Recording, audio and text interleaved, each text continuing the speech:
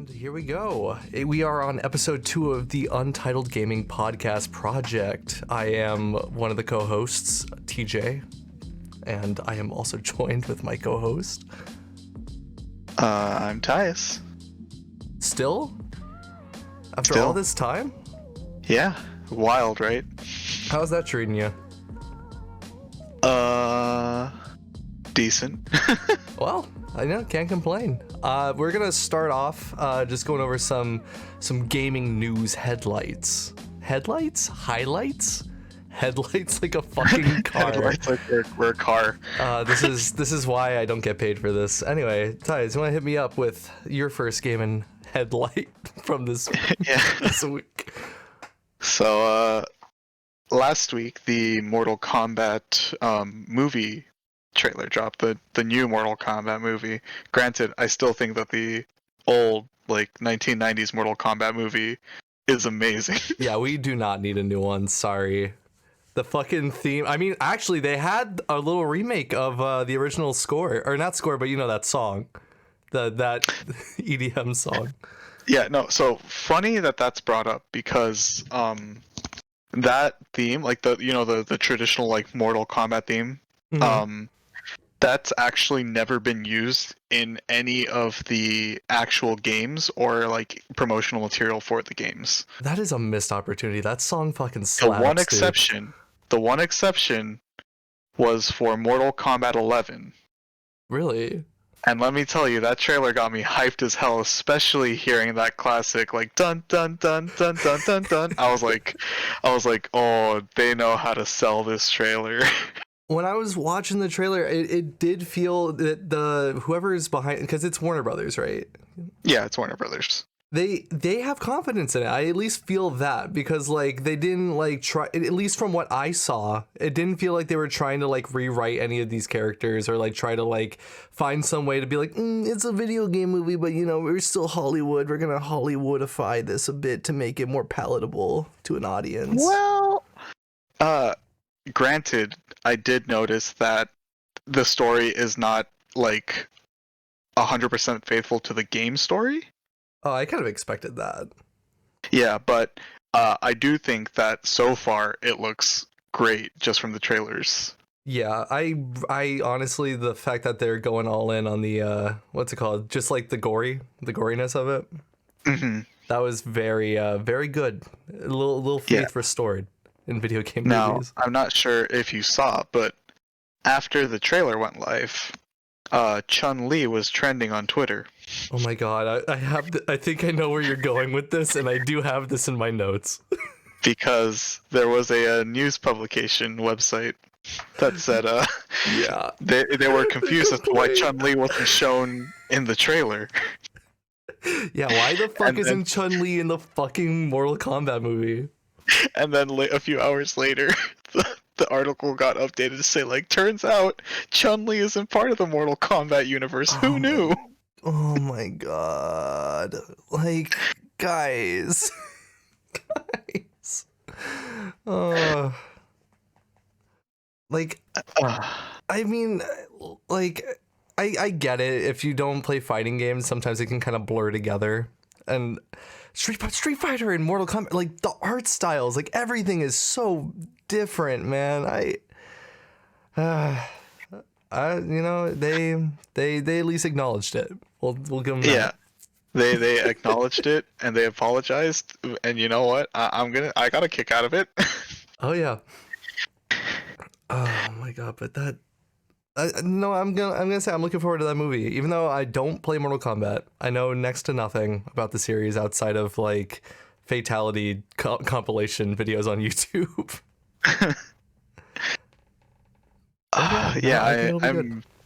I'm also excited for it. I think it looks great. Second thing that I saw was people are suspecting that Metal Gear Solid, Silent Hill, and Castlevania are going to be getting reboots or remasters. Oh, I thought you were going to say pachinko machines. I was going to be yeah, probably. No, because I remember looking it up, and apparently Konami has not sold the license, but let other company is letting another studio do something with these licenses for these games. Oh, really? Okay, well that's, I mean, like I don't like Konami. We could do a whole fucking podcast talking about how I feel about Konami. But like I guess this is better than nothing as long as like the studio has experience, and they don't just hand it to like whatever fucking studio they handed off Contra to, that like new Contra game that came out. I heard that game was terrible.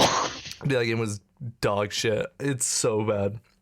But, yeah, but hopefully an experienced studio that can like at least output something, some quality. I'm begging Konami, come on. Yeah, from what people are assuming that it is going to be, I think it's called the company's or the studio's Bluebird team, and they are the devs behind the game The Medium. The Medium. Is that like a horror game? Yeah, they think that that's going to be people are thinking that that's going to be the Silent Hill what's it team? called? Yeah, the people who are going to be doing the Silent Hill potential reboot, remaster, whatever. Well, all we have now is just words on paper. So going forward, I mean, you can only be optimistic at this point. At least that's how I feel. I'm not telling everybody else to feel optimistic. It's Konami. I would not blame you.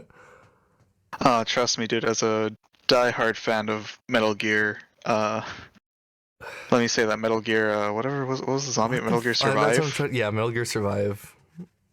That game. You can make pokey sticks, dude. I love it. Oh wow, it's got a 22% on Metacritic. Oh my god, Metal Gear Survive? Yeah. Fuck. I mean, didn't you have to pay to get save slots? Am I crazy? Wasn't that a feature in that game? I don't remember. I if I'm being believe honest. that was actually a feature to get like additional save slots. You had to pay. You mentioned Chunley earlier, and I was gonna bring this up. Ryu and Chunley are now in Fortnite. Yeah, they are.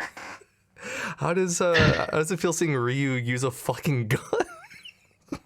Oh, I mean, it's funny because Street Fighter V recently released the Season 6 patch. Ooh.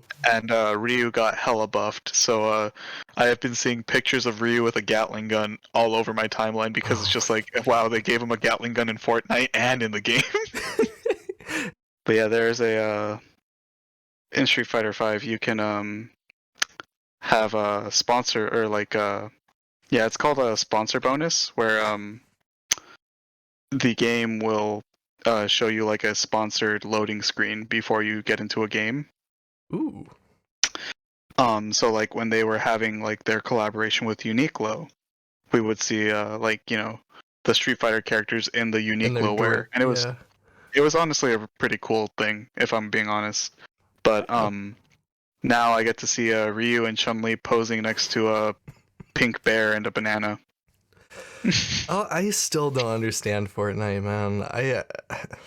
I mean, the game, to be fair to the game, it's been supported really heavily this entire time and it's been changing a lot. So like Fortnite's your thing, I totally like understand. It just isn't so far from being my thing, I think, at this point. Mm-hmm. I just thought it was neat how many people are joining Fortnite. Oh yeah, it's wonderful. Oh, also I need to point out, as we're recording this, the PlayStation State of Play is tomorrow. So we are not talking about any of those announcements. That'll probably be on the next podcast. But the PSVR 2 was kind of announced. Was it? Yeah, they basically just stated that they're working on a PSVR 2, and this time, get this. Are you sitting down? You better hold on to something. I am, dude. I'm holding on to my chair. This time is gonna be a single cord. Yo. One cord. That is one less cord than 2. That is 3 cords less than 4. 1 cord. That's insane. My mind is blown.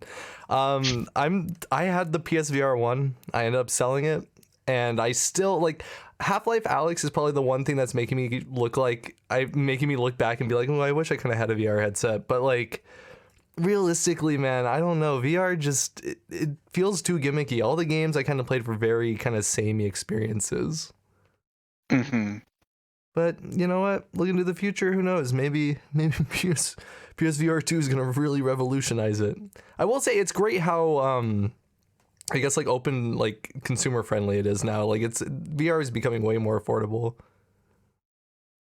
which is good, I think. Personally. Yeah. Oh, and another thing, Skyward Sword sells, like it's sold out on Amazon. Did you see that? Yeah, I saw that it was like the #1 seller on Amazon like under video games. I don't know if it's still sold out, but it did say temporarily sold out a few days ago. It could have changed since then or not, but take that, all you people who are crying about Skyward Sword. Let me just there's been a lot of hate towards Skyward Sword in the like past few days. Yeah, I know. I have. I've been seeing a bunch of people getting upset that it's like $60 and calling people who are gonna pay $60 like idiots or whatever. Dude, like the Wind Waker remake was also $60, and so is like Twilight Princess. And I get the argument that you're gonna make is that, oh, not you specifically, the argument that's being, Tyus, please back down. The argument that's being made, where like I guess those games had at least like some sort of added feature to it. I mean, at least Twilight Princess had like what, amiibo dungeon or like the amiibo gauntlet thing. I don't know. At this, I would pay $60 for Skyward Sword. Me personally, I don't have a problem with that. Yeah, I mean, as I said before, Skyward Sword is actually a Zelda game that I really enjoy. Yeah, man, it's a great game. I'm sorry. That is our firm stance. We're already dividing our viewer base like right now. But we here, Tug PP officiated. We love Skyward Sword. That we do. All right, you give me something. Yeah, I figured that you would be excited for this. Tony Hawk Pro Skater 1 and 2. Fuck yeah. Got announced for the Nintendo Switch. Dude, fuck yes. I've been playing a bit of the the 1 and 2 remake on because I thought it was on Steam. Turns out it's only exclusive to the Epic Games Store, which is great. But I got it and like have I ever talked to you about how much I love the Tony Hawk games?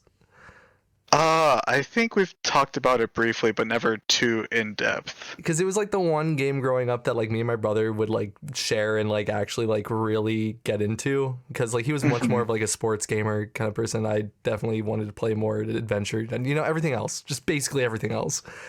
And for Tony Hawk, man, like Tony Hawk's Underground 2 and Underground were like a big chunk of my childhood. And so this remake, even though it's missing the only function it's missing from like Underground is the ability to get off your board, which is not like a deal breaker for me, because like the thing that astounds me about this game is just it nails the inertia and like the actual like skating and like doing tricks and like landing. Like, okay, how do I even begin to explain this? Because Tony Hawk's Pro Skater 5 came out. And to another extent, the remake of Tony Hawk's Pro Skater 1 that also came out before that, they both like had this weird fucked up like physics to it. Like everything was very floaty. Things like tricks were like basically you couldn't do a fucking trick because you would just fall every time. Everything was just full of glitches. Yeah, but like I think it's the same studio that's behind the Crash remakes that did this too. Toys for Bob? I think so. I could be wrong, but whoever's behind these Tony Hawk remakes, like they nailed how it felt to like skateboard in the Underground games. But like it's all the maps and like content from 1 and 2. It's amazing. If anyone who's like new to Tony Hawk or just somewhat like casually interested in the Tony Hawk's Pro Skater games, I could highly recommend just starting with these. Or well, this one game. It's 2 games in one. Again, it's fucking great. The only downside is you can't play as Spider-Man in this one, but it's what it is. Yeah. Tony Hawk's Pro Skater 2. I owned that one, and I also owned Tony Hawk's American Skateland on like the Game Boy Advance. Oh And I God. remember my cousin made fun of me because I would call it a SK8 land because I didn't realize that it was supposed to be Skate Land. Oh my God. I think I had the version for the DS of Skateland. And like I remember just being disappointed because like it didn't feel like the one on the PS2. I was like, Mhm. this ain't it, Chief. Sorry. What's your uh, next one? that was pretty much it for Ooh, me. I got a few more. So let me Go hit ahead you. and Let hit me me hit with you up with them. one of these. Do you remember the acclaimed BioWare epic MMO? Like not quite MMO. It's like that Destiny kind of MMO esque not like first person. It's third person. I'm fucking this up. Anyway, Anthem's dead. Anthem's dead? Yeah, Anthem is officially dead. They have pulled all support from the game, and they're gonna start diverging their team to work on the next Mass Effect. Really? Yep. So sorry to anybody who is really into Anthem out there. We'll pour one out for you. Oh, hey, yeah, that got announced 11 hours ago. Yeah, man. I like the thing because I didn't give a shit about Anthem. I'll be honest. Like I've never really played any of the BioWare games. I'm kind of starting Knights of the Old Republic right now, but like Anthem never really interested me. But the thing that bothers me just about this is just the nature of like studios like kind of putting all this hype and energy behind like a game and then they rush to release it and then immediately like they just drop it when like the player base just immediately plummets because they like aren't doing a good job. You know what I mean? Yeah, I remember seeing Anthem, and the only thing I thought when I saw like the trailers for it was I was just like, oh, this just looks like Warframe or Yeah. Destiny, but with like plants. Yeah. Yeah. I mean, literally. I mean, because like there's people that play Destiny. I used to play Destiny, and like I will say the first person like gunplay because it's Activision and Bungie. It feels good. It that has that going for it, but like I just don't know what Anthem really had going for it. Nothing about that game really stood out to me personally. Hmm. If you liked Anthem, I again pour my drink out to you. I will respect your taste in games. I just man, Anthem.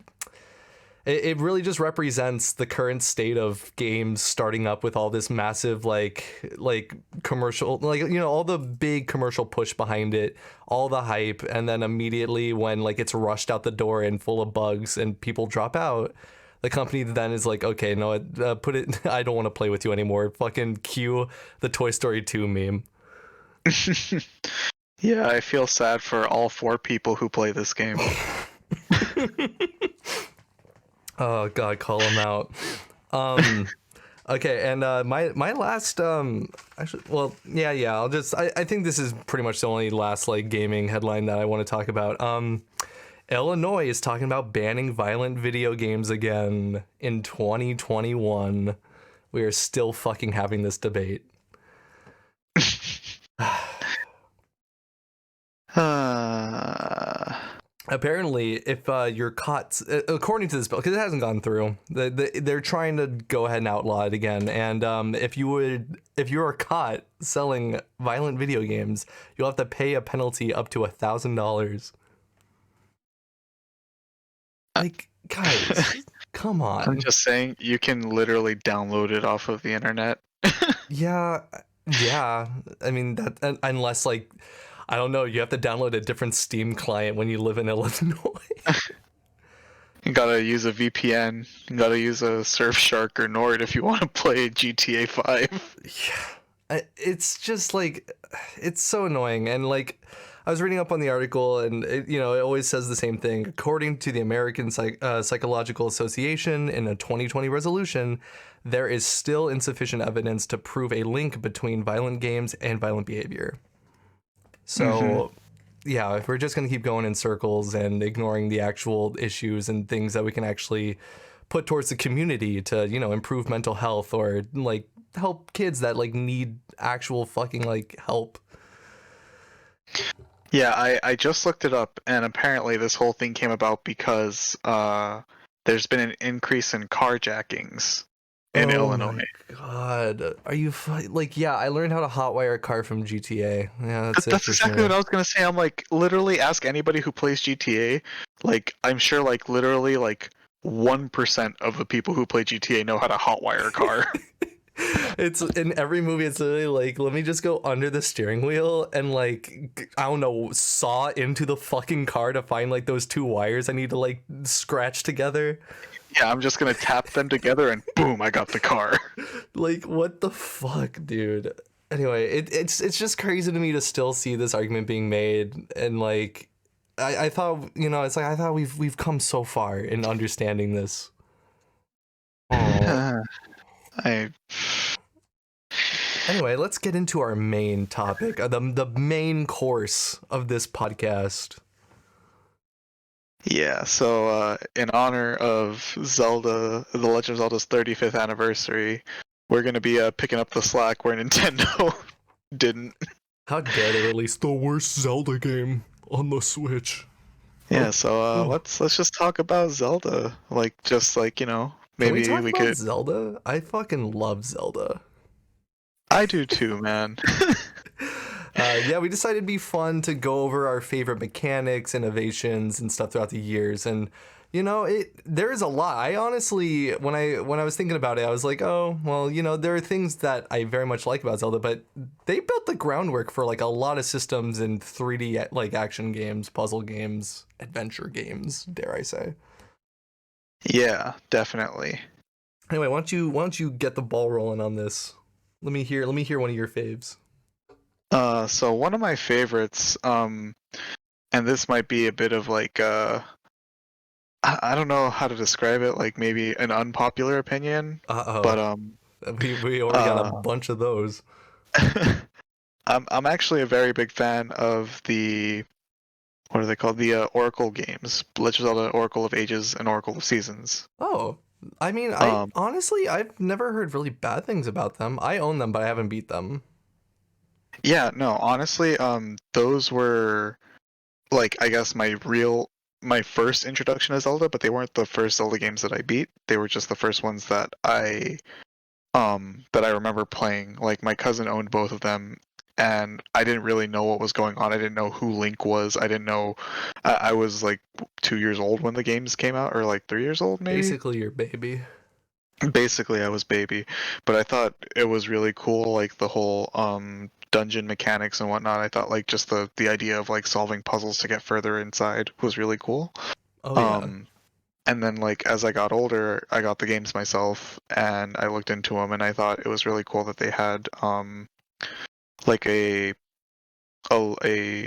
non-linear story in a sense because when you beat one game, you're given a code and you Mm-hmm. can put that code into the other game and it'll the second game that you play will be considered like the one that you play or like the second part of Link's story essentially, and like there will Right. be characters from the first game that you played in the second game.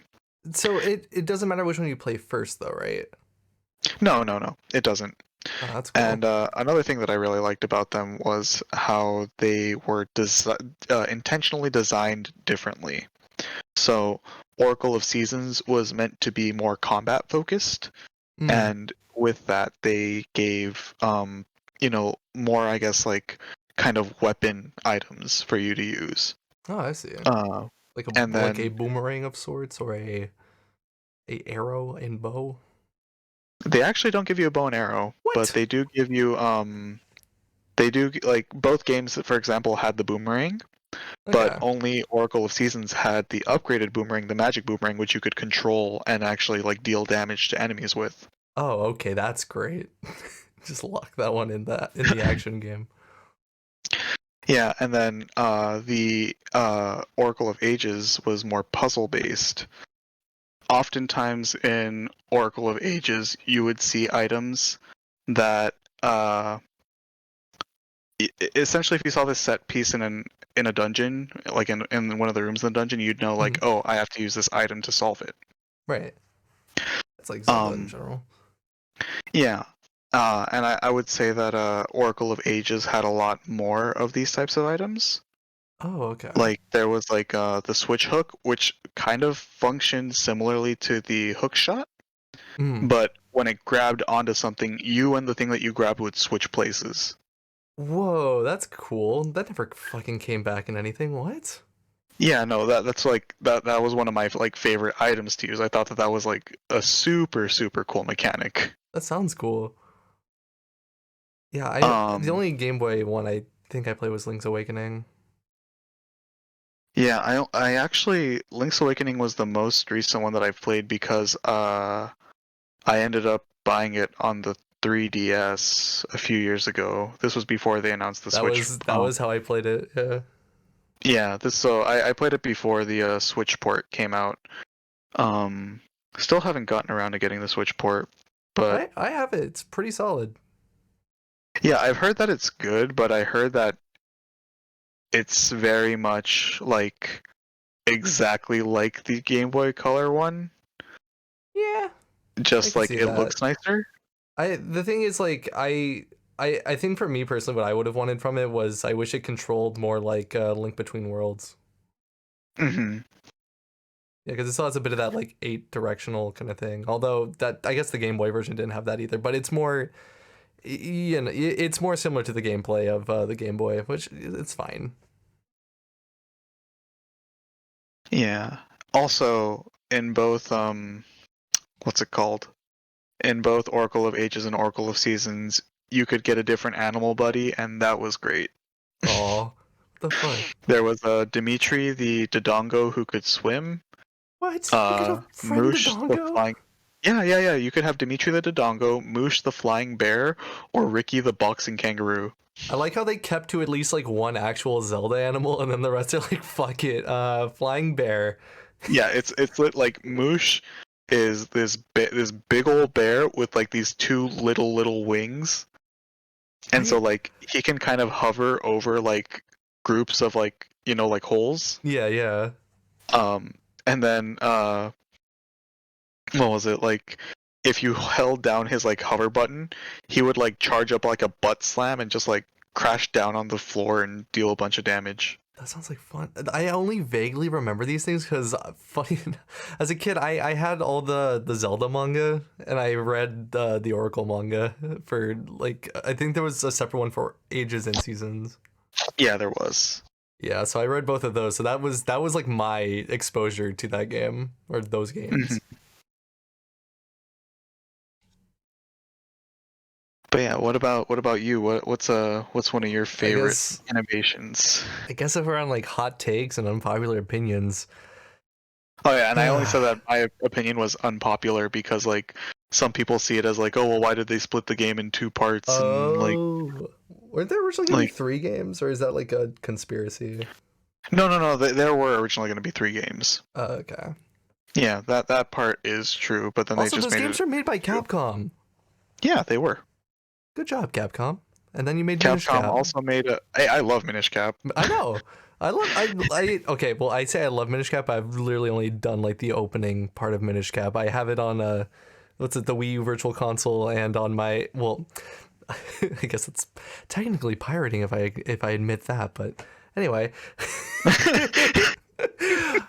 I'll move on. I'll move on to my unpopular opinion. This is gonna be way more unpopular than yours, I think. I'm gonna talk. I'm gonna give a little bit of praise to some motion controls for a little bit. So the specific, like, look, I get the jankiness of some of the sword combat in Skyward Sword for a lot of people. Personally, I didn't have that much of an issue. My issue came more from bomb bowling than anything. That's like where my motion control struggle started happening. But as for things I really enjoyed with motion controls, I loved fucking flying the loft wing. Like, I really wish in Skyward Sword there was a lot more to do in the sky, because to me, like, and also this is coming from someone who really enjoyed the plane mini game in Wii Sports Resort. So like, I Hmm. really love the idea of using the Wii remote and like you just kind of envision it like whatever you're flying, and you just kind of tilt it the way you would as if you like you're holding a toy of it. You see, Um, I was gonna jump in and say I actually hated the loft wing, Let's but fucking the go. reason I hated it was because there was nothing to do in Yeah. Skyloft. No, that's one of the biggest fucking things that I hated about that 100. Like it was a missed opportunity. And like Skyward Sword's linearity like is one of the main critiques of that game, but honestly, like if they had like a big open sky and like that's how you travel to these things. I mean, it's technically how you travel, but if it was bigger and you had more of a bigger like Wind Waker is essentially what I'm trying to say. Yeah, no, But I 100% agree with that because Wind Waker is my favorite Zelda game, yeah. and like I love the Great Sea, even though I know people hate the Great Sea to death Yeah, I because hate the it's Great Sea. empty or Let's whatever. fucking go. But like exploring the Great Sea without getting any of the like I love how you start out without having a complete map Yeah, and you get dude. to fill it in piece by piece and you get to explore these islands individually because like I feel like that just really like kicks into my like whole exploring like gene in my brain where I'm just like I want to just see everything. Exploring gene in my brain. I don't know how to describe it, man, but I will like say, Breath of the Wild definitely brought that back. oh my Breath god, of the yes. Wild fucking mastered like open world exploration. I agree. 100%. Really quick, going back to motion controls, the second thing I was going to talk about is controlling and also like okay, I already see some criticisms with this coming up, but I liked controlling the little beetle. I liked flying it around and doing the silly little bump into this or cut like this like vine. I thought it was fun.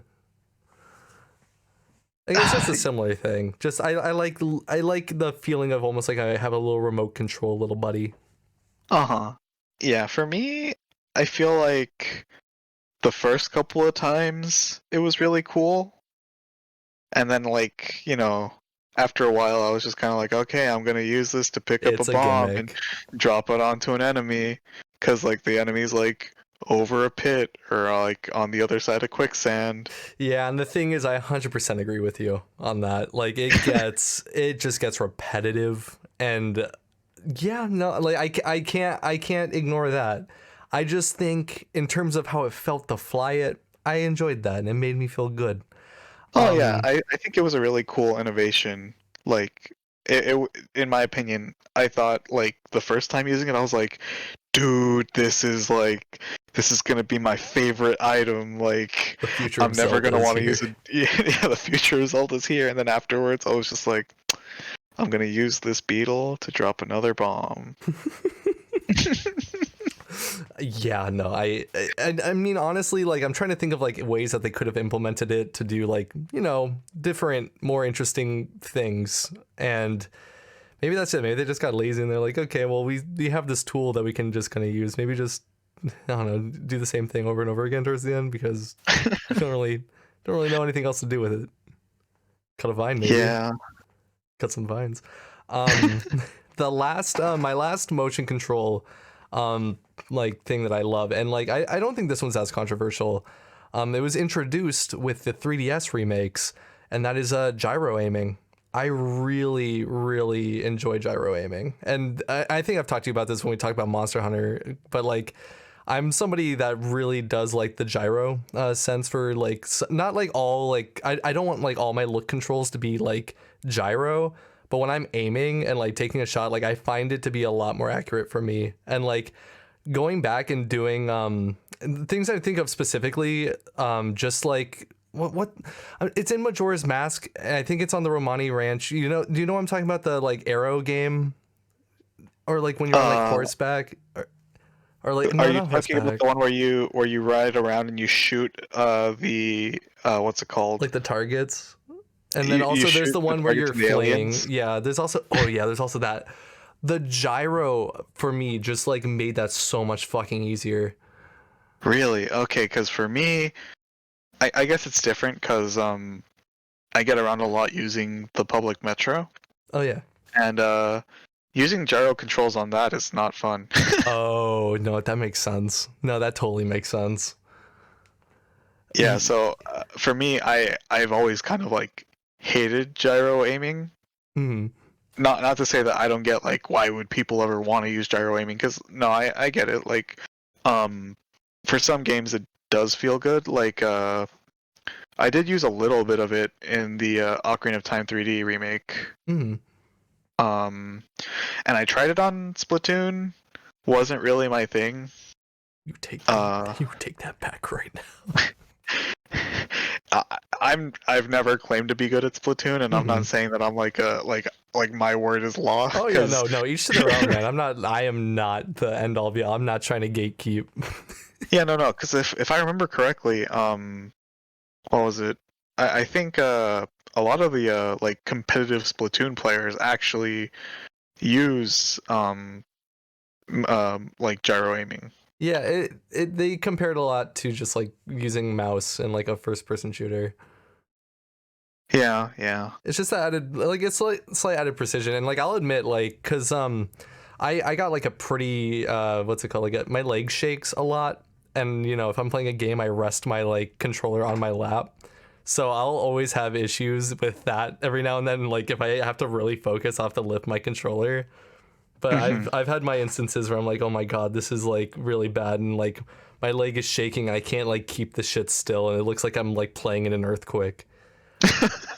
But like just for me personally, I really like how the gyro made a lot of the stuff that I had issue with just with the N64's. Like I guess the frame rate really did make it slow, but like even just it's a lot of like the primitive heart, like primitive, I mean, it's, you know what I mean, it's old, and the first person gameplay is a little bit laggier than anything I'm used to nowadays, so it adds a bit more of a struggle, but the gyro really kind of redeemed it.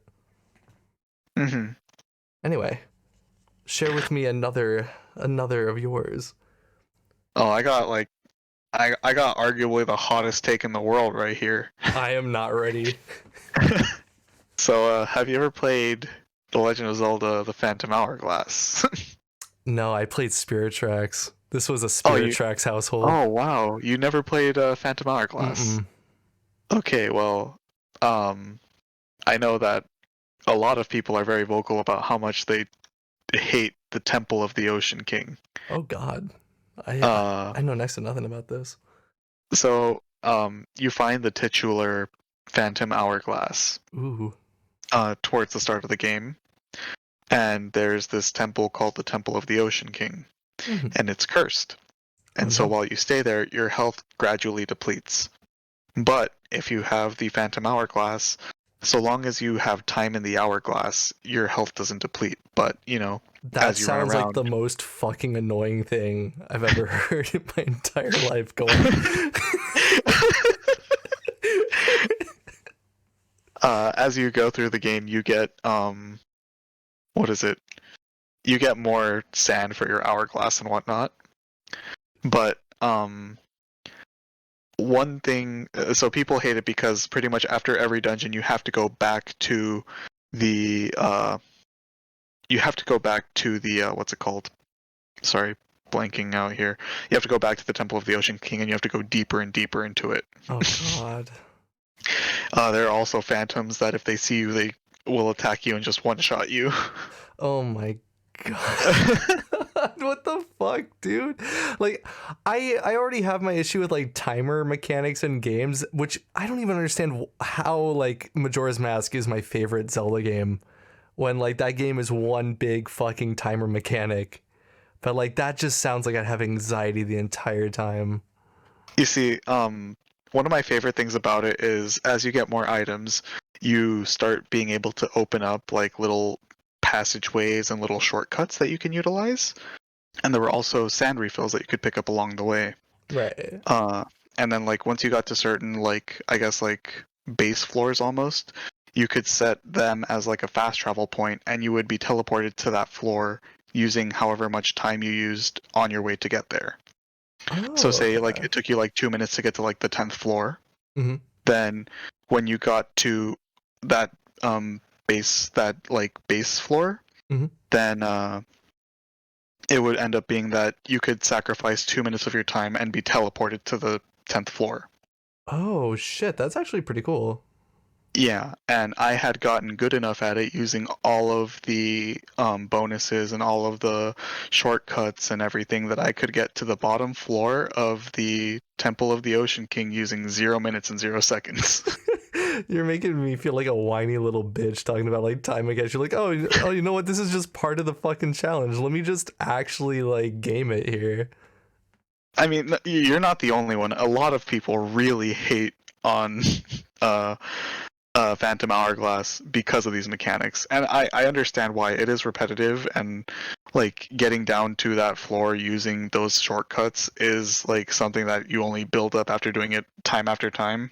Mm-hmm. And I guess the only thing that I can say is mainly the reason why I enjoy it is because like maybe it's just built into me. It's like why I enjoy playing fighting games and practicing the same combo 17 times in an hour or something Oh like my that. god. No, I think that makes sense for you. That actually makes like a lot of sense. And not not like, oh yeah, that's totally you. But like I think it's cool that people can find beauty and things that other people destroy with their words. So yeah, that's what I would arguably consider as my hottest take, because I have seen nothing but people hating on the Temple of the Ocean King and the Phantom Hourglass. Damn. Well, my next item is something I more so just wanted to point out is a little Zelda innovation. And most of these rest ones are just kind of like really mechanics and innovations I really like. hmm Battery saves were like apparently I could be wrong, but apparently battery saves were started with the first Zelda, meaning like the actual ability to save your game. Thank you. We gotta Was say that? thank. Yeah, apparently. Wow, I actually didn't realize that.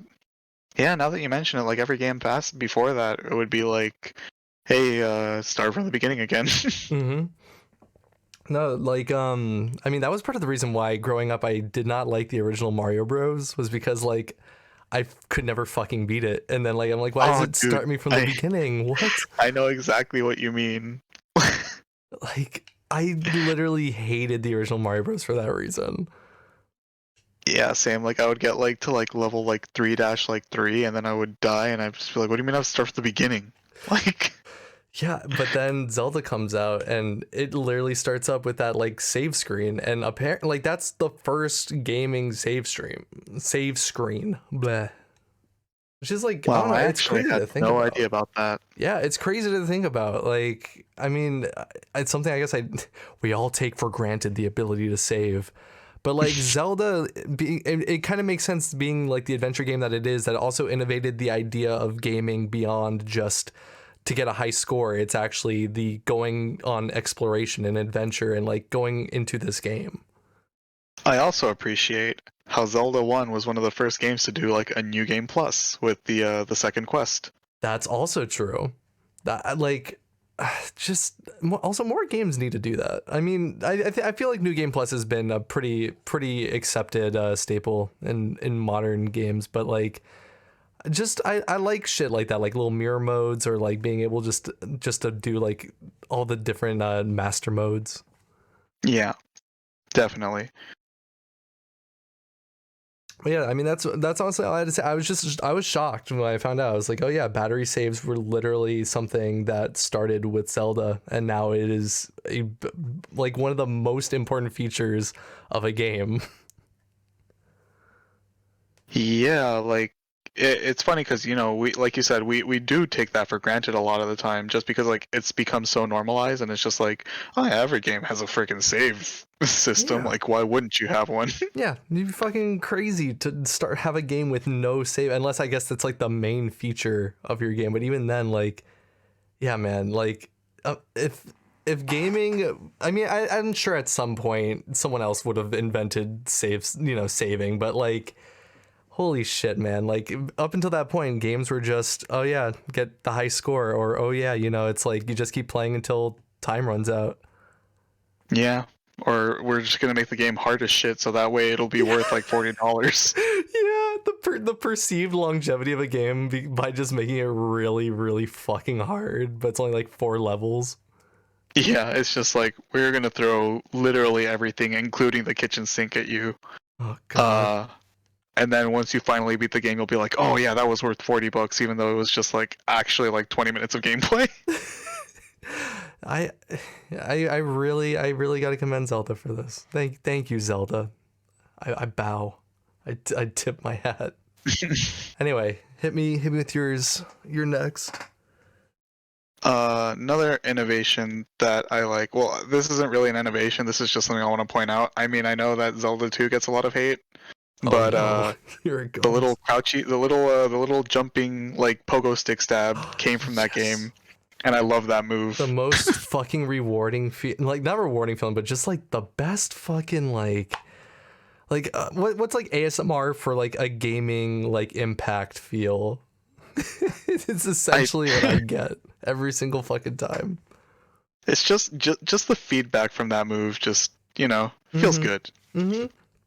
Like I'm like trying to think realistically, like would that even be a reasonable thing to do as an attack, to like jump down with like your sword under you? I mean, could be never. Never. Could be pretty effective. Just pin them to the ground, Like that. You're not gonna bounce back up though. You can't just do your little hops. Yeah, like I know Zelda 2 gets a lot of hate, like I said, and rightfully so in a lot of cases. But I'll be damned if that move isn't one of the coolest things I've ever seen. So fucking satisfying to do. If you can just like hit off multiple of them, you just keep hopping. Like it doesn't get better. It doesn't get better than this. Yeah, dude. When I was younger and I played Smash, like literally the one move that I would do over and over again I would just spam Link's down air, because I was just like, this move is so cool. It is the ultimate move. It does so much and if damage I hit too. Somebody, So I get to bounce and it potentially hit somebody else or hit him again. Like that's the best. Why would you do anything else? Yeah, like why would you use any other move? It is a fucking phenomenal move. I gotta agree with you on this one. Yeah, Not so a hot take. Another innovation though that came from Zelda 1 was the idea of using sounds to kind of denote secrets. Ooh, okay. Or like if you would swing your sword at a wall, That's and right. if it made a different sound, then if you bombed it, you would find a secret. That's right. That's so true. I didn't even fucking think about that. And Yeah, also, and it's such it an just blows my immersive thing mind. too. Yeah, it blows my mind that they thought of that, like even back then, because like it's just like, why would you do that? Like it like that hasn't been a thing before, but like just the idea, just the thought of like, oh, like maybe because the wall is like hollow behind it, so like it's not gonna have as like deep a noise when you hit it. And I'm just like, yeah. Dang, that's so smart. Yeah, man, it's something Zelda does extraordinarily well, and I think it's why its longevity is proven. I mean, like the ability to be sucked into a world and like the immersion of it. Let me tell you something. Immersion is not waiting fucking for a train in your big space MMO or whatever. No. Immersion is literally. You're hitting on Star Citizen? God damn it! We'll hit on Star Citizen on another podcast. I'm here to feel good about Zelda. But like immersion is legitimately like you're exploring the world and using like what you logically would do if you were there. It's almost its own form of role playing in a way. But like, yeah, if you're gonna look for like secrets in the wall, you would just naturally think to like, oh yeah, let me check it. It's that experimentation with the world, I think, that adds to immersion in a game, and that ability to like question, oh, what if I did this, and then actually be rewarded for questioning that. I think that's the biggest thing that adds to immersion in a game, rather than waiting. Because I think one of the coolest things about that is that it like just figuring that out, it encourages players to do it more and to try to like, oh, like how else can I experiment? And then there's just like, oh, if I use a candle on these trees, they burn. And then, oh, look at that, there's a hidden staircase here. Like I wouldn't have thought of that. And now it's just like, now I'm gonna burn down the entire forest. I was really about to say like Breath of the Wild took that one wild, and then they realized they opened Pandora's box, and like we fucking just tore that game apart. Yeah, but I mean, I also think that that was something that was so cool that you could even go as far as interacting with the trees, cutting them down. Like even in the I don't remember the Great Plateau. Hmm. Um, when you come across the old man's like little hut or like his little cabin, I guess, and you learn about like the cooking system and whatnot. Yeah. Um, you you have to get across the other side of the gorge, but there's no way to get across, and so you can cut down a tree and use it as a Right. bridge. And I was like, dude, that is genius.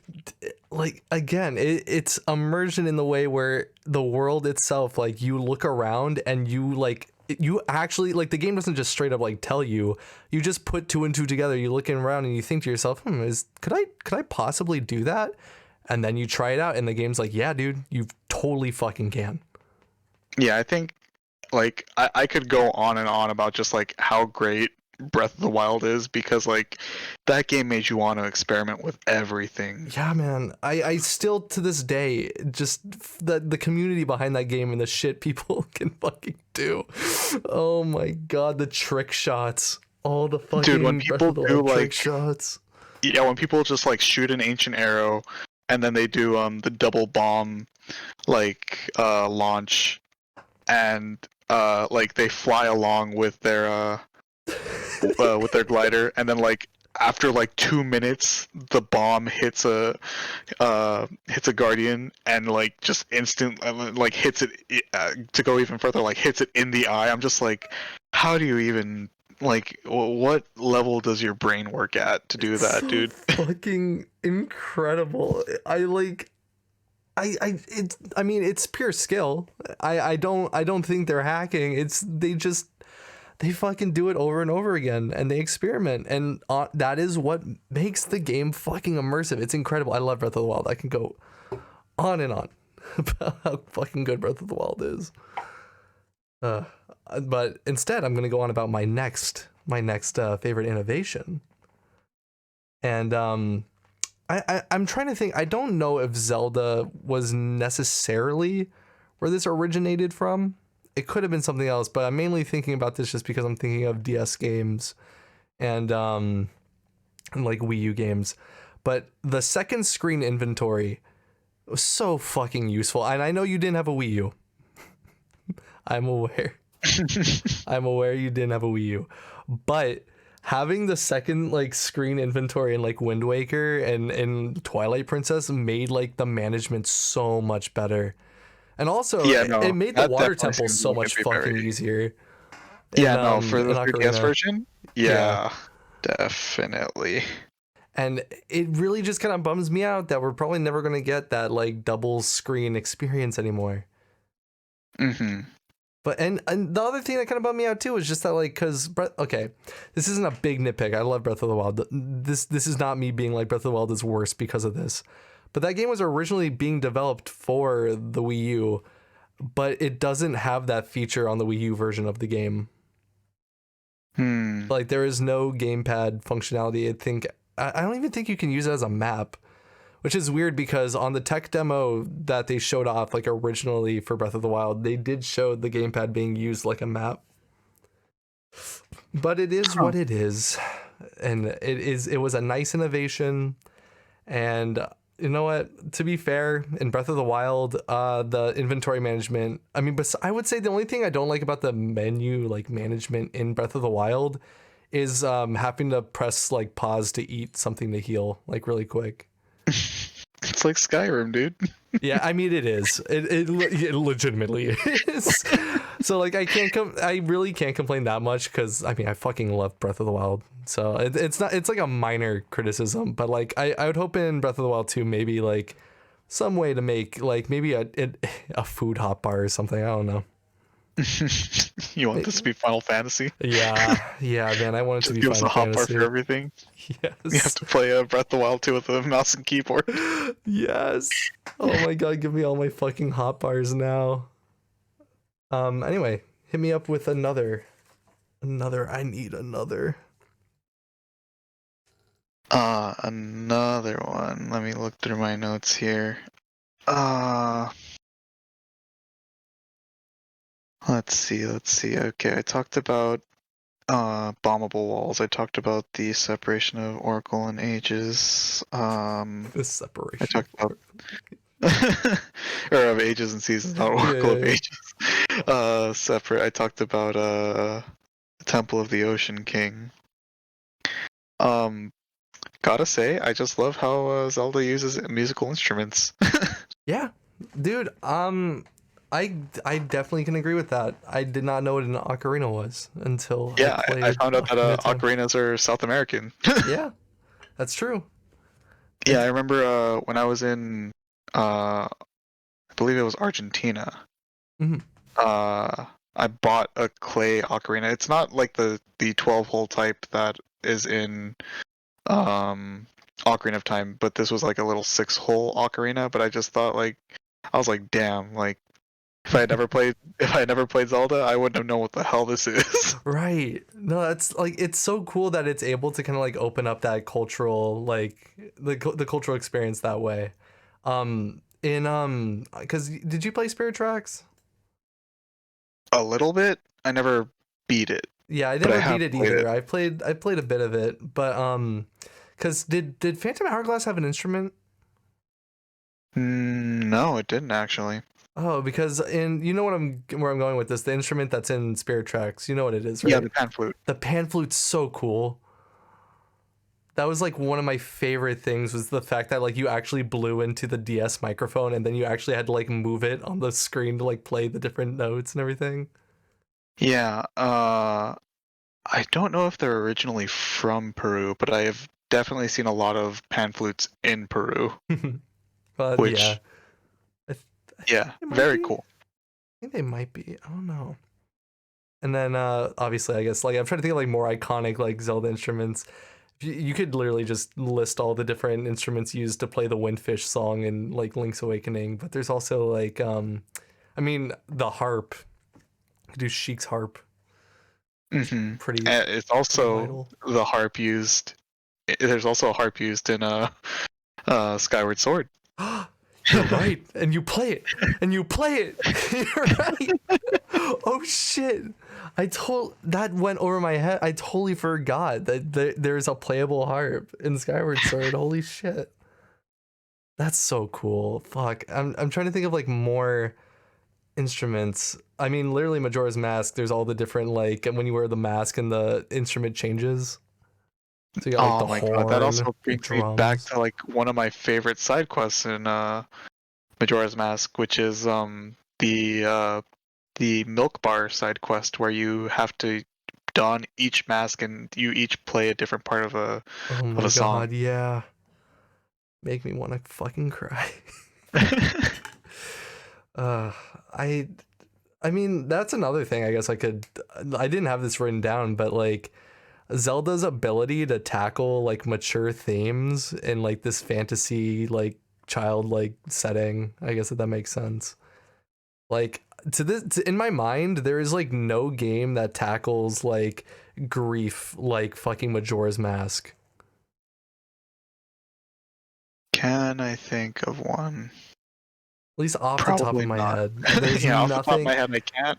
there's nothing that like makes me actually like feel it. I can like I don't know what it is. The atmosphere of that game, the music, the fucking tone and setting it sets. Like I feel exactly what that game wants me to feel.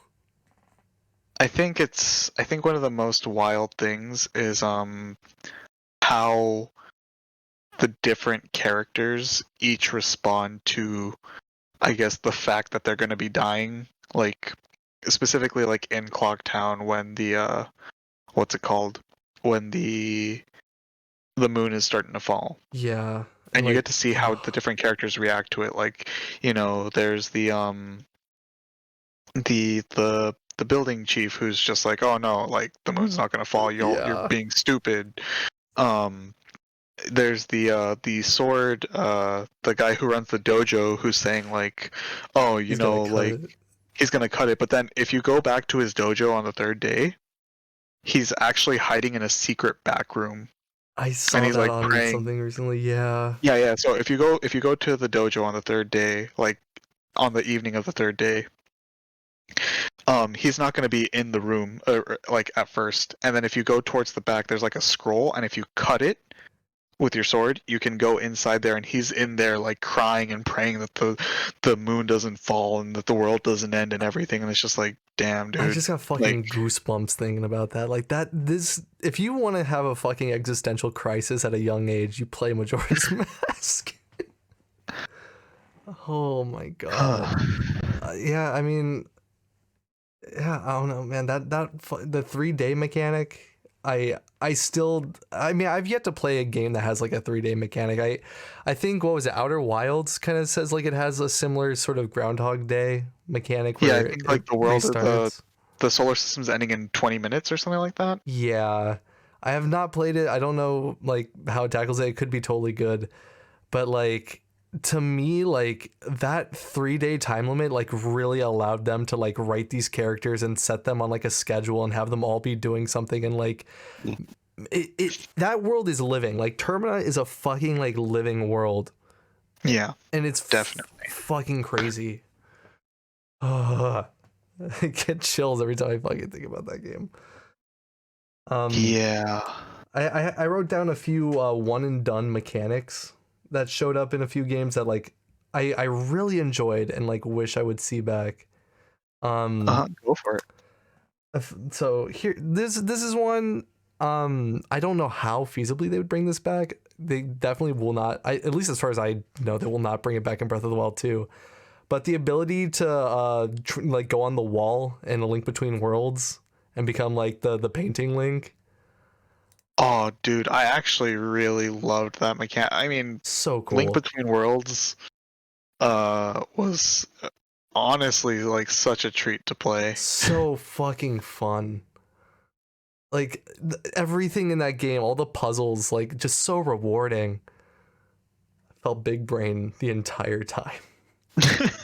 Yeah, like I remember one of the because the Maiamais, the little like octopus snail things. Yeah. I remember I saw one on a wall and I was like, I don't know how to get it, because like even if you grab it, like it's like too stuck to the wall to pull off. And I looked it up online and it was just like, oh, you turn into painting mode, get behind it, and then you come out of the wall. And I was like, holy shit, that's genius. No, totally. Like just like how like playing that game and realizing like, oh, how do I get to that ledge over there? There's like no fucking possible way. And then I'm like, oh, just go on the wall, go around the outside of the wall, and then that's how I fucking, and like the way like it naturally like in the environments, especially in like the low rule like world and stuff like that, like just figuring out ways to navigate using it was fascinating. Yeah, I also think it was really cool how like if you went around and like really poked around in the dungeons, like sometimes it would reward you with like, oh, here's like a room full of rupees for deciding to like walk along this wall for long enough or something like that. Yeah, no, exactly. I will say one thing though, not a fan of that baseball minigame. That's fair.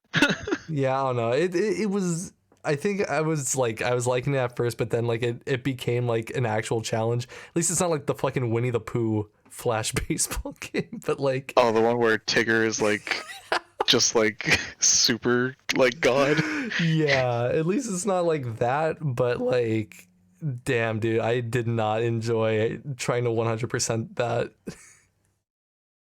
I remember like quote unquote 100%ing it because like I didn't do the multiplayer stuff. Oh yeah, no, I didn't do that either. So I guess quote unquote for me too. Yeah, but I mean, I did really enjoy Link Between Worlds. Like that game, I think is so cool. I was really hoping like a porter, like another. I just want to use that mechanic again. Like I feel like there's still more things to be done and things to add. Yeah, let's just go full on Mario 64 and just walk into paintings and. Yeah, fuck it, let's go. Let's go. I'd be down for that. Oh yeah. My next this I guess is more of an item, but the dual hook shot. I really from Twilight Princess. It is then like this is such like a smooth brain, like it's like, how do we make the hook shot better? Two hook shots. Just get another fucking, but it's so good. It's so fucking genius.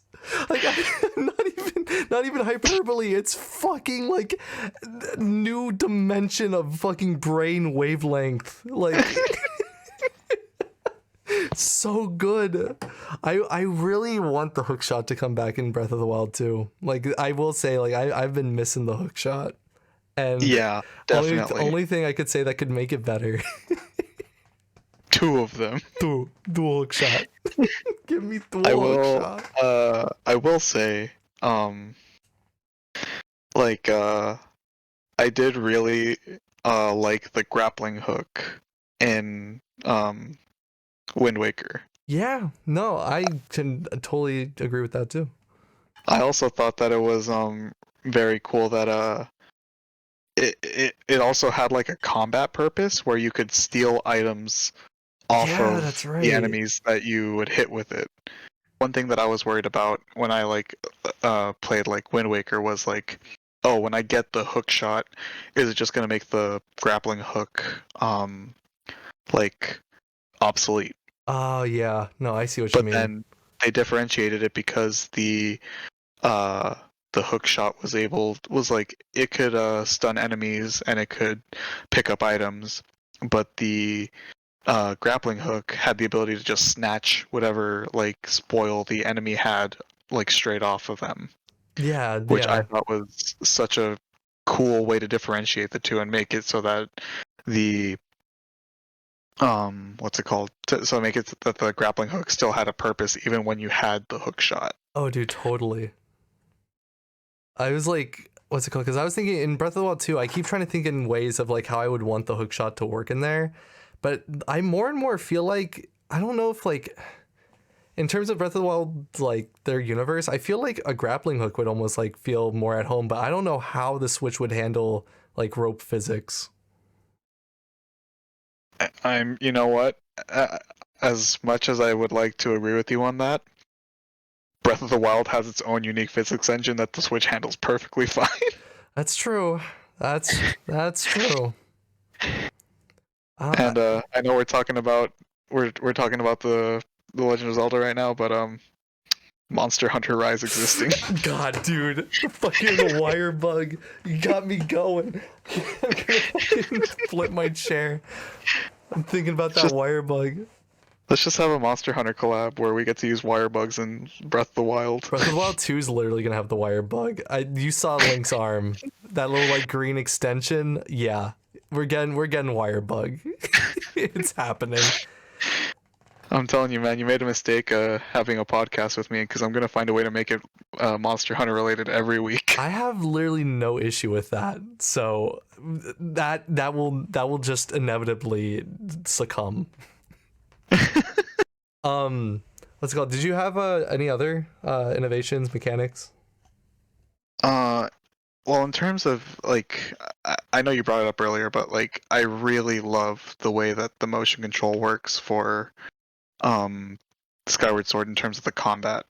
And I know that that's a very unpopular opinion, and I know we kind of went over it last week, but just the way that enemies will actually guard your attacks, like, and like the way you have to think about how you want to slash your sword and everything, to me was just one of the coolest things to feel. Like it felt like, in my opinion at least, it really felt like this is like the way that Zelda is like moving forward. Like this is the future of like sword-based combat in video games. No, I could see that. Honestly, for me, I felt the same way, where just by having every enemy have that like that read where like they like start guarding like where your sword's going, like it made every encounter feel important. It didn't just feel like I'm just going through a bunch of faceless pawns to get to an end goal. It really felt like, oh, I got to think about this and how I'm going to approach this person. Yeah, and like the bosses also like having like different ways you have to fight them. Granted, you know, some of them are like, you know, it's the big glowy eye. Monsters Inc. No. Yeah, but like there's also I don't remember the name of the boss, but that golden boss that had 6 arms. Yeah, the one that does the weird little baby chuckle before it fucking dies and made me feel really weird.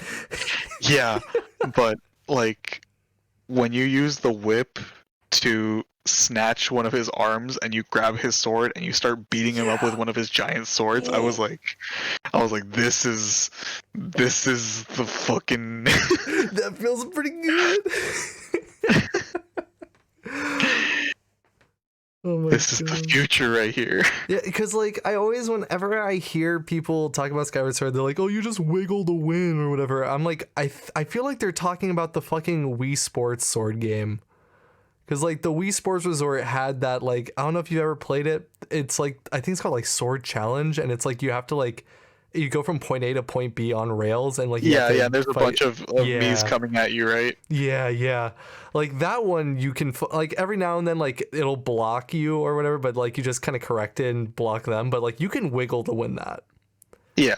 It's a little bit more complicated with Skyward Sword. All right, all you people claiming to just wiggle through Skyward Sword, that's not true. You lie. I know. I was there. Oh yeah, another not it's not really an innovation, but I think one part of the Zelda universe that often goes underappreciated is the multiplayer Zelda games, namely Four Swords Adventures and Triforce Heroes. I was waiting for this. Oh my god, I own Triforce Heroes. Oh dude, I do too. Then you understand my pain as well. Yeah, the fact that we're like two of the four people in the world that own Triforce Heroes. Like it fucking bums me out because I legitimately think that game is like good, and that like the idea of like dungeon crawling like Zelda dungeons in a multiplayer setting is so good. Yeah, I remember at one point I had two friends who I played it with, and we got like through a few dungeons, but like after that like initial weekend, they just didn't want to play it anymore. So I was like, oh well, I'll try going through it single player, and I was like, Nope. this is complete ass. No, literally the same, felt the fucking same way. And then like I tried like trying to find partners online was like taking forever. And then like when you did find somebody, like they would just like not be good, or the game would just like lag way too much. I Yeah. was just like, it killed me. The closest I came to having like a good like multiplayer Zelda experience was I think, was it for Zelda's 25th anniversary where they released Four Swords on like anniversary on like the DSi, or like I don't know if it was for the 25th anniversary actually. yeah, because I did get that, and like I think I had like two other friends that had it.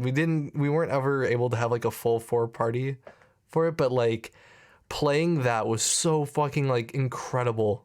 And like I really wish Yeah. there were more games that lent to that, like that cooperative dungeon crawling puzzle experience. I mean, I'm sure there are games, but like Yeah, no, Zelda I specifically remember does it so well. Like, come on. yeah, definitely. Cause yeah, speaking of the anniversary edition, that was the one that a friend of mine and I we rode the same school bus every day. Oh We yeah. both he was the one that told me about it because like at the time I wasn't really going on the internet a lot, so I didn't know about like all these gaming news and everything. Hmm. And he told me like, oh, you can get Legend of Zelda Four Swords on the DS, like the DSi and the 3DS for free, and I was like, what? Free Zelda? Yeah, and so I got it, and like every day in the morning when we would go to school, we would play it together. That's And so cool. I just thought it was like one of the coolest experiences. Like we would be competing to see like who got the most rupees, and like we would coordinate like, oh, I'll get this item and you get this item so we can clear this puzzle and do this, and like, oh, let's do this dungeon next. And Oh my God, I love the multiplayer for both those games. yeah. Because like when Triforce Heroes worked, like it worked really well. Oh my god. I fucking like, also like the emote system was funny, and like all the different like costumes and how they actually affected gameplay was smart. Like I'm sorry to people that shit on Triforce Heroes. The only problem is you just never got a full party to play with, and that's probably why you don't like it. Yeah. God, dude, because it's literally Link Between Worlds multiplayer, but like co-op, like Link Between Worlds co-op. Let's pitch it like that. Yeah, it's such a fun game when you have two other friends to play with. Yeah, I always wanted what's it called? The Four Swords that was on GameCube, but obviously that needed the Game Boy adapter. So that Oh, never you think that's bad, fell through. dude? You ever heard of Final Fantasy Crystal Chronicles? Oh God, didn't that one also require it? Every player needed their own Game Boy Advance with the Game Why? Boy Advance Why player, would they and do this? the game itself is so much fun, That's what I but it hear. costs so much to play. I heard because the remake, there was a remake on Switch. I think it came out already, but like I Yeah, was and it's hearing ass. some criticisms. Yeah. I was trying to be nice, but so it's ass. Yeah, it's like, Damn, dude, that sucks. because like, before when you used to play, it was like couch co-op, Yeah. but now with the new one, um whoever is the host is the only one who proceeds through the story. So if What? you want all four of your friends to go through the story, you have to do the same like level essentially 4 times in a row. Oh God, what the fuck? I no, that's lame. That is lame. Yeah, I it's a was shame because game is great, but that sucks. Yeah, just like I mean, yeah, that's like the reason why I'll probably never play Four Swords on GameCube. I know my old friend Nathan, he has it, but like we could never play it. And like it just it looks like fun. All the gameplay I've seen of it looks like fun, but yeah, it's one of those games that because I'll never fucking buy like 4 Game Boy Link cables. And I don't even think it works on the SP, does it? That like cable. I think it does. Does it? Yeah, I'm like, because because I'm looking at the my SP has a SP and link like cable. it does have that port, but like I don't know if it would like plug in because then it blocks the I mean, depending on the size, I don't know. Maybe it would fit. I just haven't I'm like seen it used with it. I'm almost fairly certain it does because I do have a friend who is like obsessed with Crystal Chronicles. Ooh. Shout outs to you, Dalton, if you're listening to this. Because he has actually gone out and like whenever he sees that any place is selling like the Game Boy Advance adapter, he'll buy it. Oh, that's smart. I mean, yeah, it's good. It's good to just have. Yeah. So yeah, if I'm not mistaken, I'm fairly certain it works with the So you're saying there's a Game Boy chance. Advance SP. I'll be able to do the tingle tuner also. Oh, dude, I never understood how the Tingle Tuner worked, and I Me still neither. don't. Me neither. I wrote down in my mechanics thing, I had the Game Boy Link cable in here, and I was like trying to think in terms of like if they ever brought a sort of mechanic like this back. First of all, don't make it exclusive like to a cable and you gotta buy shit. But maybe add some sort of feature that you can use with the Nintendo Switch Online app. Hmm. Like the thing that I loved about Wind Waker HD was the Miiverse post bottles that you could just come across on the sea. That was one of the Oh, I didn't know great. that was a thing. Yeah, dude. In Wind Waker HD, if you were connected to Miiverse and like online, you could come across like messages in a bottle, and like they will have like people's Miiverse posts. That is amazing. It was fucking incredible, and it would be so cool if in like Breath of the Wild 2, if you're using, because like I think in Splatoon 2 you can use the mobile app to like do like essentially Miiverse posts again. But like if you could do that for Breath of the Wild 2 and like leave like little like I don't know like little messages and stuff like that, almost I guess it's almost Dark Soulsy in that way, but like that'd be so fucking cool. Yeah, definitely. But yeah, that was one of my favorite things about that Wind Waker remake was like literally like as I'm exploring, I'll just come across like somebody's shit post on my way to like the next dungeon. Oh God, they gotta Yeah, I mean, find some function for that. I never experienced it because I didn't have a Wii U, but and I haven't played a lot of what's it called? Sorry, I haven't played a lot of Splatoon Oh or yeah, Splatoon yeah. 2, but whenever I come across ship posts in the like little lobby area of Splatoon 2, definitely brings a smile to my face. I like God, dude. Miiverse was one of the coolest things, and like I wish Nintendo would bring back some sort of functionality with that. I guess the biggest issue is that like if somebody draws like a ship post or like something more Yeah, I guess that's exactly what for an adult, happened. Yeah. Yeah, and like, Nintendo is meant to be family friendly and for kids. Yeah, I get it. I get it, Nintendo. Yeah, I understand, even if it is a little sad. Maybe someday we'll be mature enough to handle another Nintendo social media platform. Oh man, speaking of Nintendo social media platforms, dude, me Tomo on the phone. Oh my god, I totally forgot about Mitomo. Oh my god, I'm never gonna forget about it because my friends like fucking roasted me one time because like I got asked like, oh, what's your favorite food, and I just like was like, oh, I don't know, I'll just put like macaroni and cheese, and literally all of my friends were like, damn, you got some fucking like 12-year-old tongue if you're saying your favorite food's macaroni and cheese. You got fucking roasted because you fucking had to choose your food on Mitomo. Yeah, like I got like a bunch of responses from my friends' me's, and I was like, oh, what are they gonna say? It's just like fucking mac and cheese. Are you 12? And I was like, damn. Bro, just fucking wake up in the morning just to see the me's of all my friends just fucking roasting me. I'm like, no, I'll just stay in bed today. That's fine. Didn't want to get up anyway. Fuck.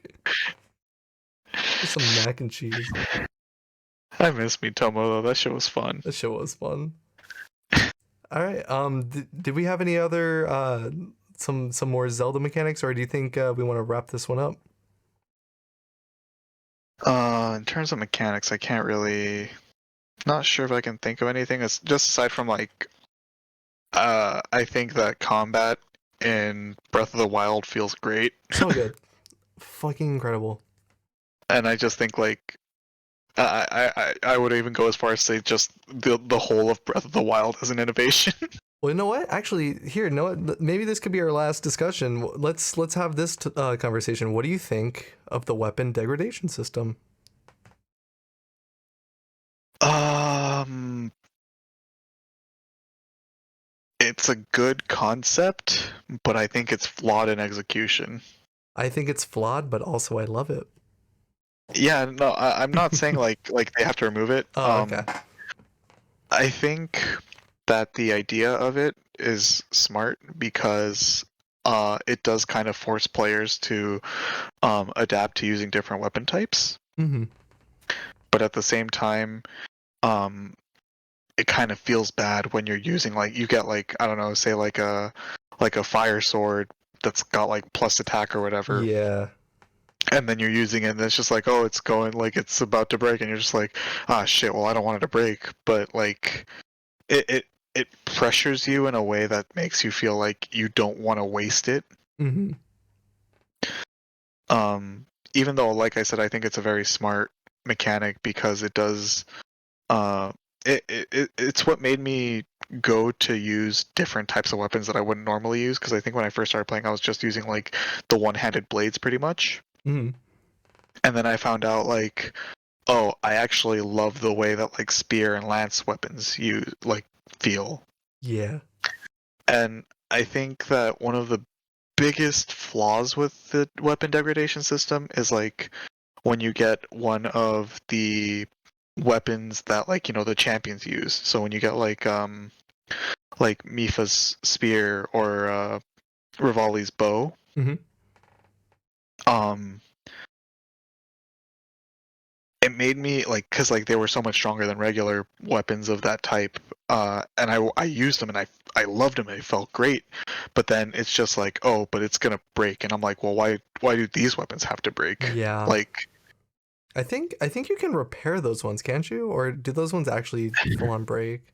they can break, but then you can have them be rebuilt by using like their base weapon and like some other material when you go to Oh, the okay. town of like that specific town.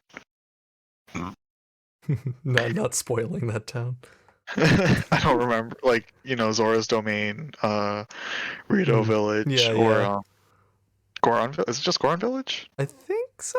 I think maybe Goron Town. Goron Town. Yeah, coming down to Goron Town. So I ended up like just putting those three weapons or those four weapons like as like display pieces in my house. That's literally, yeah, I think that's why I did too. Literally, Because I was same. like, oh, I don't want these to break, and I really like these weapons, so I'm just gonna keep them here as like Yeah, what could have been. yeah, because like I'm sure as hell wasn't gonna fucking use them and break them. Like, Yeah, so wouldn't risk it.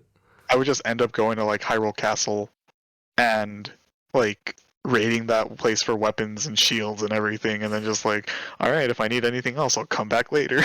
Yeah, see, the other thing is like, because the Highland Shield's in that game, and like when I first got it, I was like, oh, this one's invincible, but like, no, it does break. Mine still hasn't broken, but I have that anxiety that it's gonna fucking break at some point, because it will eventually.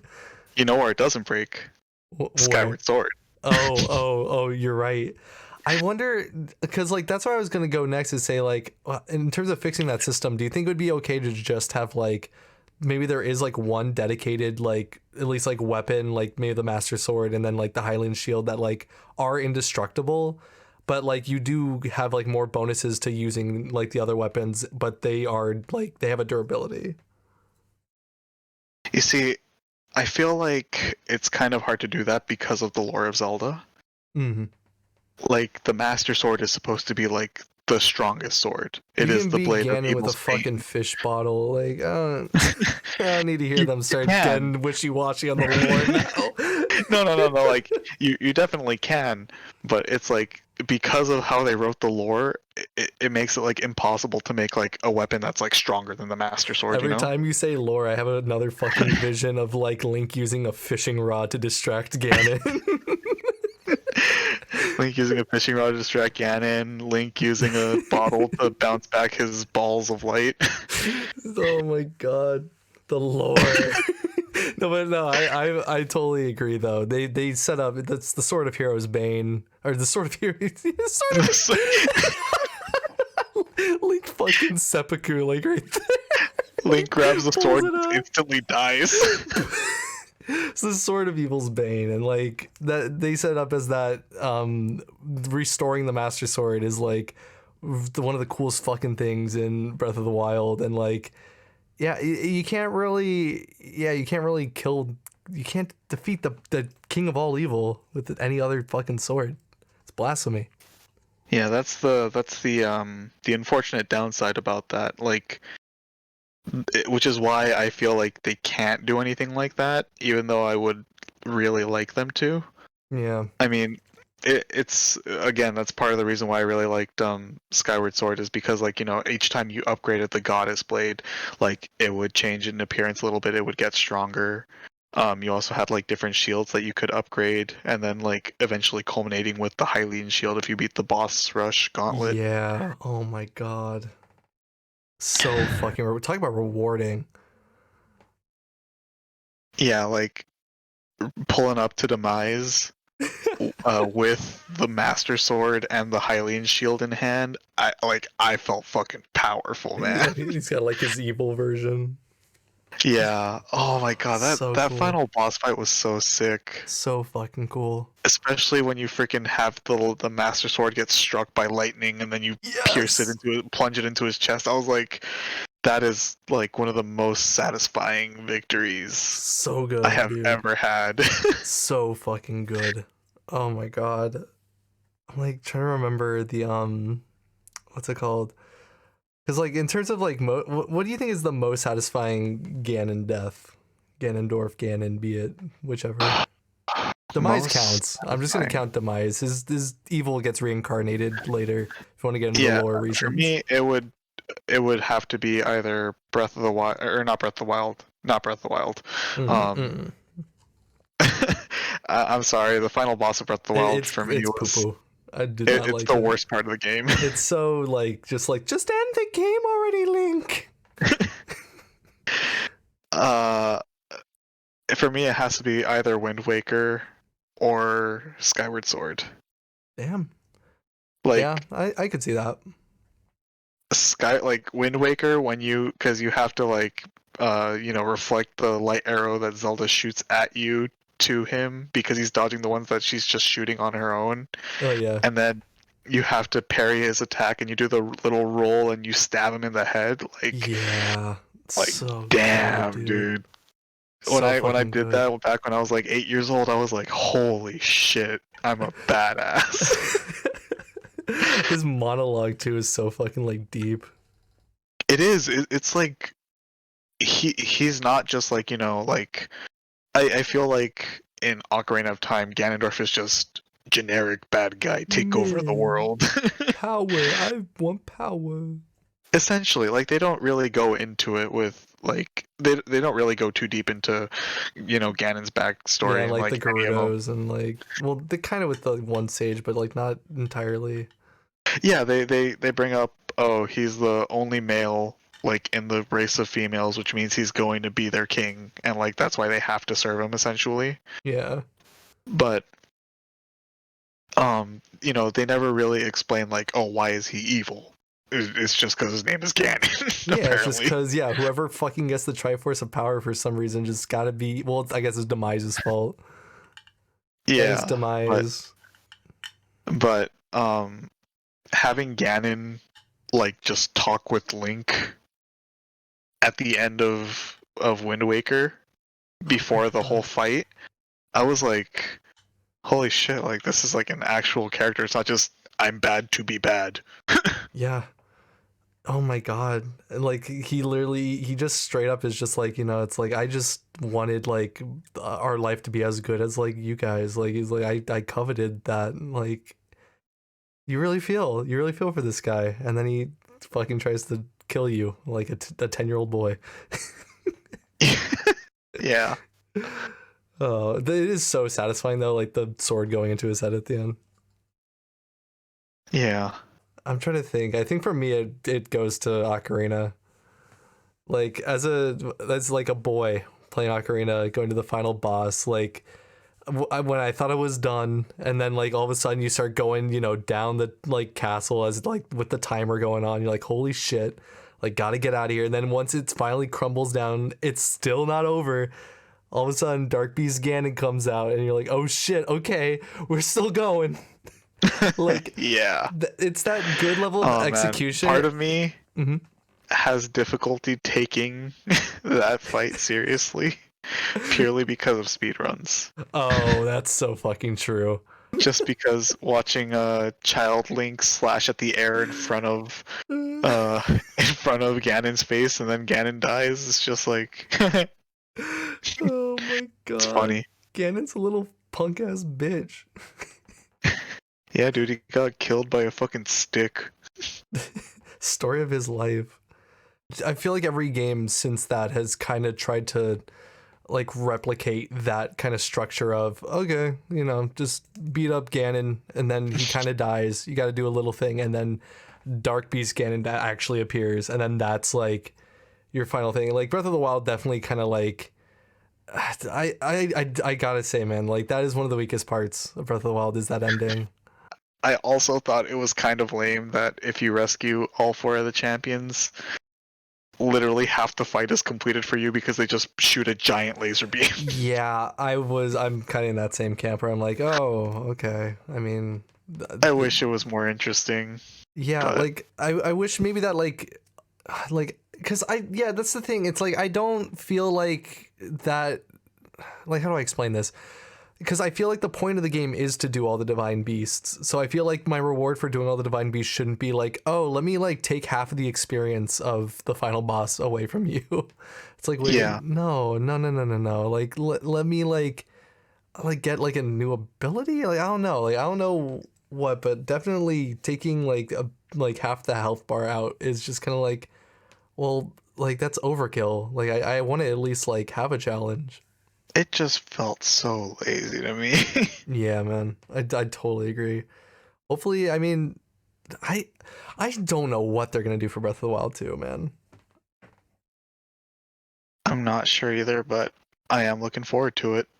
Yeah, and we'll just have to keep waiting and waiting. I mean, there'll be a direct this year, hopefully. So I think this is one of my favorite lines, I guess, from a Zelda game is in Twilight Princess. It's not like my top favorite, but it's just one that came to me, and it always comes up in my mind when I think about Ganondorf or Ganon. It's that like it's right when Ganon's about to be like persecuted or executed, not persecuted.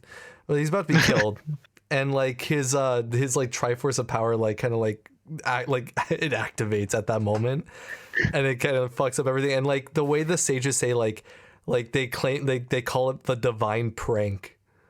That like literally like one of the fucking powers of like the goddesses is entrusted to like this evil fucking being. Yeah. The divine prank. That's such like a great name for it. Yeah, because like you'd expect like, you know, the goddess to give it to, you know, someone who's gonna do good things. Yeah, like wisdom, courage. Like, is there no good person that embodies power? Is power, because I guess like, you know, power is all consuming.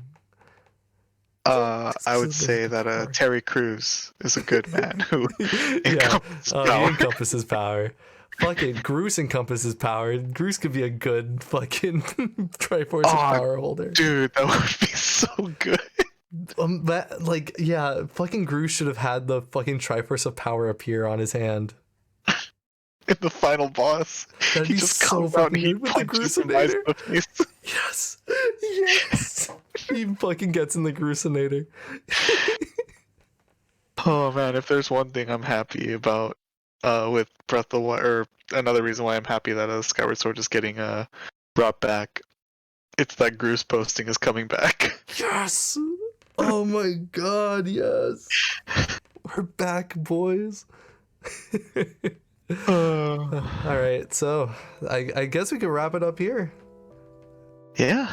Man, I am looking forward to the future of Zelda, to another exactly 35 years, and then they're gonna cancel it. 70 years, that's when Miyamoto said they're done officially. Yeah, the hero of time is gonna be the hero of no more time. No more time for this hero. Sorry. Bye. Anyway, so Tyus, you want to plug anything? Come catch my stream at twitch.tv/KazeFGC. I don't know if I'm ever gonna have a consistent schedule, but I'm gonna try to stream more. If you're watching this on YouTube, there'll be links in the description to that. Also, yeah, go ahead and check out, I guess, Bootleg TJ. There'll be a link also in the description. Playing through Majora's Mask right now, which has been really fun. And I'm surprised I've been keeping a regular upload schedule with that series, but I'm gonna need to record some more soon. So hopefully that goes well. Anyway, hope you guys enjoyed the podcast, and we'll catch you guys next week with another edition of the Untitled Gaming Podcast Project. #TugPeepee. Tug PP, don't forget it. See you guys. See ya.